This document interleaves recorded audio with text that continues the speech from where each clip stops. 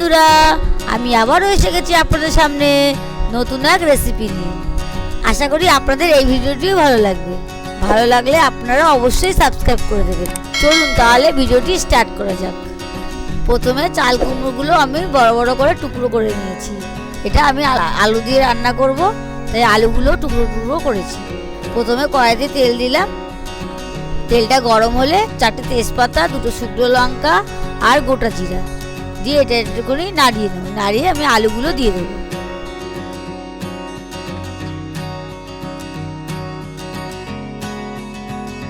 আলুগুলো আমি একটুখানি নাড়াচাড়া করে নেব।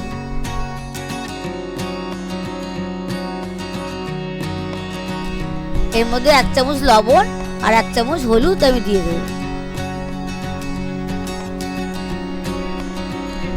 দিয়ে এটাকে আমি ভালো করে লাল করে ভাজবো।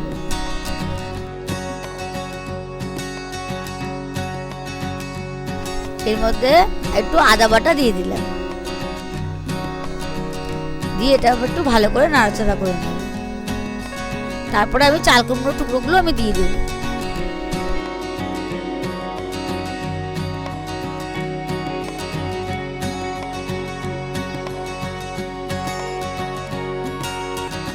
দিয়ে এর মধ্যে 1 চামচ হলুদ আর 1 চামচ লবণ দিয়ে দেবো।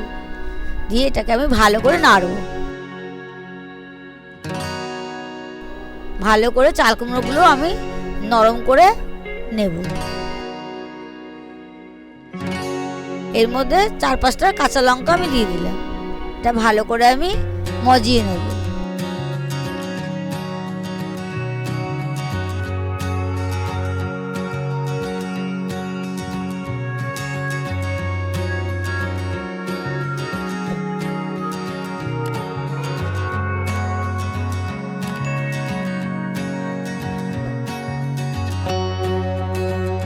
এর মধ্যে এবার আমি জিরার গুঁড়ো দিয়ে দিলাম। জিরার গুঁড়োটা আমি একটুখানি কড়াইতে টেলে আমি দিয়েছি।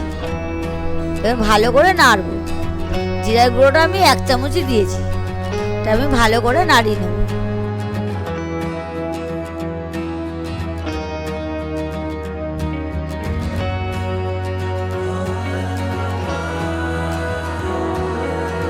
এর মধ্যে আমি জল দিয়ে দিলাম।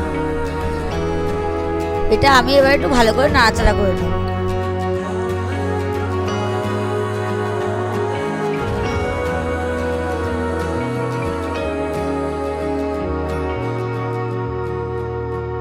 এর মধ্যে আমি 1/2 চামচ লবণ আর 1/2 চামচ হলুদ দিয়ে দিলাম। দিয়ে আমি ভালো করে নাড়িয়ে নেব।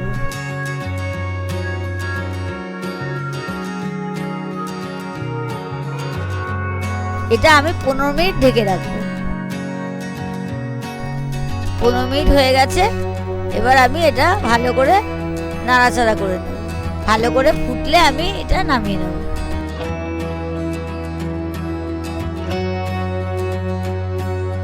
এর মধ্যে একটু চিনি দিয়ে দিলাম। রান্নাটা আমার হয়ে এসছে।